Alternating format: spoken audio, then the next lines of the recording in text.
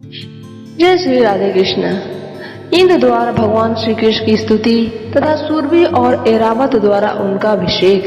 तो आइए कथा आरंभ करते हैं। श्री नारद जी कहते हैं, राजन, तदंतर गर्व गल जाने के कारण देवराज इंद्र देवताओं के साथ उस पर्वत पर आए और एकांत में श्री कृष्ण को प्रणाम करके उनसे बोले।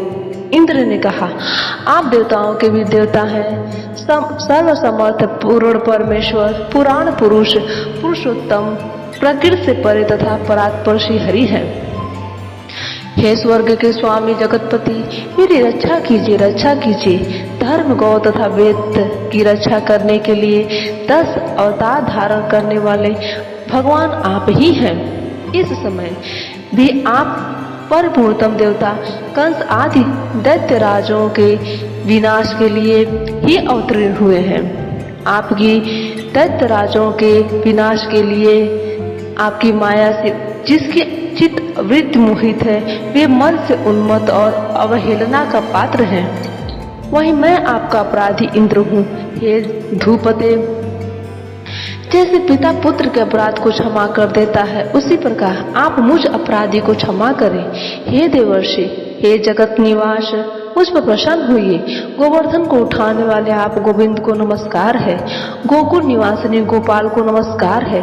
गोपाल को पति, पालों के पति, गोपीजनों के भर्ता और गिरिराज के उद्धार को नमस्कार है।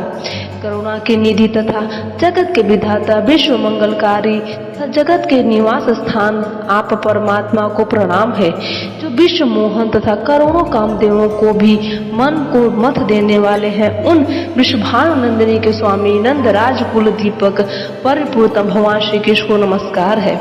असंख्य ब्रह्मांडों के पति, गोलोक धाम के अधिपति एवं बलराम के साथ रहने वाले आप जगत साक्षात भगवान श्री कृष्ण को बारंबार नमस्कार है, नमस्कार है। श्री नारद जी कहते, इंद्र द्वारा किए गए इस स्तोत्र का जो प्रातः काल उठकर पाठ करेगा, उसे सब प्रकार की सिद्धियां सुलभ होगी और उसे किसी संकट से भय नहीं होगा। इस भगवान श्री हरि की स्तुति करके देवराज इंद्र ने हाथ जोड़कर समस्त देवताओं के साथ उन्हें प्रणाम किया। इसके बाद क्षीर सागर से उत्पन्न हुई सूरवी गौएं उस सूरमय गोवर्धन पर्वत पर आकर अपनी दुग्ध धारा से गोपेश्वर श्री कृष्ण को स्नान कराया। फिर मत गजराज ऐरावत ने गंगा जल से भरी हुई 4 सूंडों द्वारा भगवान श्री कृष्ण का अभिषेक किया। हे राजन, फिर हर्षो उल्लास से भरे हुए संपूर्ण देवता, गंधर्व और किन्नर ऋषियों को साथ ले वेद मंत्रों के उच्चारण पूर्वक पुष्प वर्षा करते हुए श्री हरि की स्तुति करने लगे। हे राजन, श्री कृष्ण का अभिषेक संपन्न हो जाने पर वह महान पर्वत गोवर्धन हर्ष व आनंद से द्रवीभूत होकर सब ओर बहने लगा। तब भगवान ने प्रसन्न होकर उसके ऊपर अपना हस्त कमल रखा। हे नरेश्वर, उस पर्वत पर भगवान के हाथ का वह चिन्ह आज भी दृष्टिगोचर होता है। वह परम पवित्र तीर्थ हो गया है, जो मनुष्यों के पापों का नाश करने वाला है। वही चरण चिन्ह भी है। हे मैथिली, उसे भी परम तीर्थ समझो। जहाँ हस्त चिन्ह है, वहीं उतना ही बड़ा चरण चिन्ह भी हुआ। हे मैथिली, उसी स्थान पर सूर्यवी देवी के चरण चिन्ह भी बन गए। हे मिथिलेश्वर, श्री कृष्ण के स्नान के निमित्त जो आकाश गंगा का जल गिरा, उससे वहीं मानसी गंगा प्रकट हो गई, जो संपूर्ण पापों का नाश करने वाली है।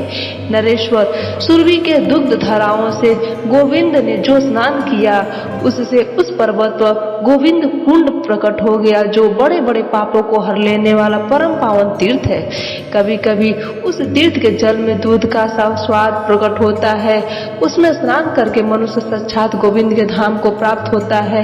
इस प्रकार वहाँ श्री हरि की परिक्रमा करके उन्हें प्रणाम पूर्वक बलि पूजा उपहार समर्पित करने के पश्चात इंद्र आदि देवता जय जयकार पूर्वक पुष्प बरसाते हुए बड़े सुख से स्वर्ग लोक को लौट गए। राजेंद्र, जो श्री कृष्ण अभिषेक की इस कथा को सुनता है, वह 10 अश्वमेध यज्ञों के अवतवृत स्नान से अधिक पुण्य फल को पाता है।